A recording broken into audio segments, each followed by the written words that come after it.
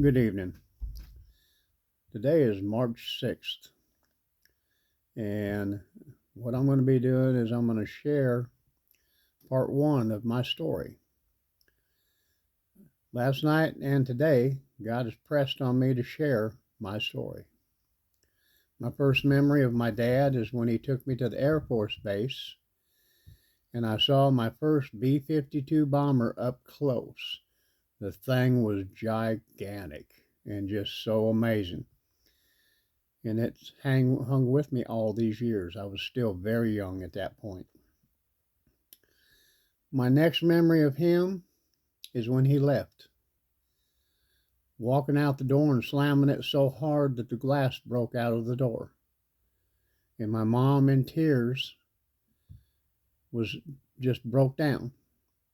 And I tried my best to help her with picking up the glass. Her crying the entire time.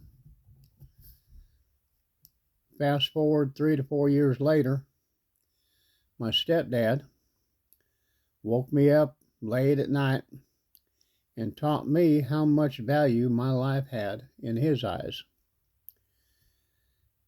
He sat there and had me kneel down in front of him while he loaded his pistol, cocked it, and put the barrel to my forehead, and told me that all he had to do was pull the trigger and I was no more. That was what my life was worth. That was the beginning of the physical and mental abuse that lasted for years with that man in our house. The reason I share all this is to show you are not alone out there, that this is a more common problem than most will admit. I went to school so beaten that the teachers wanted to call the police.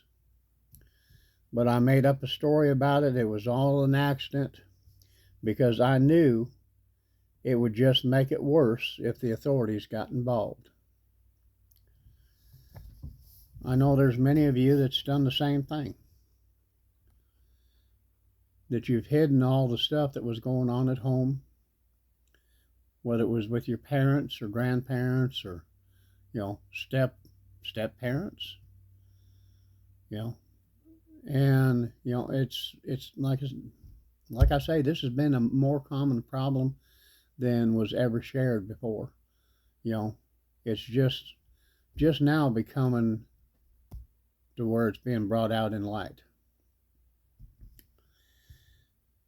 At 10 years old, I turned to God, looking for answers and possible deliverance. But by 15, watching the adults in the church teaching and preaching one thing, yet as soon as they walked outside the church, there was no evidence of God in their lives at all. You couldn't even tell the difference between them and the world, which caused me to question if there really was a God.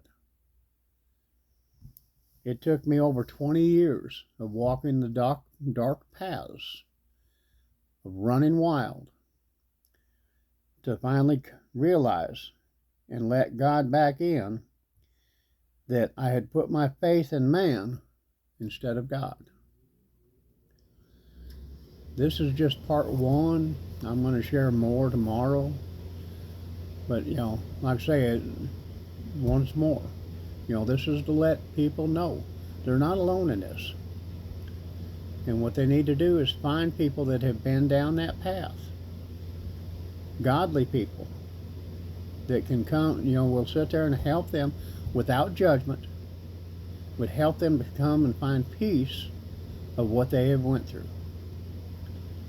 So I pray peace over each and every one of you. I love you all. And I ask that, if you would like and subscribe so that this video can get out to more people. You have a blessed night.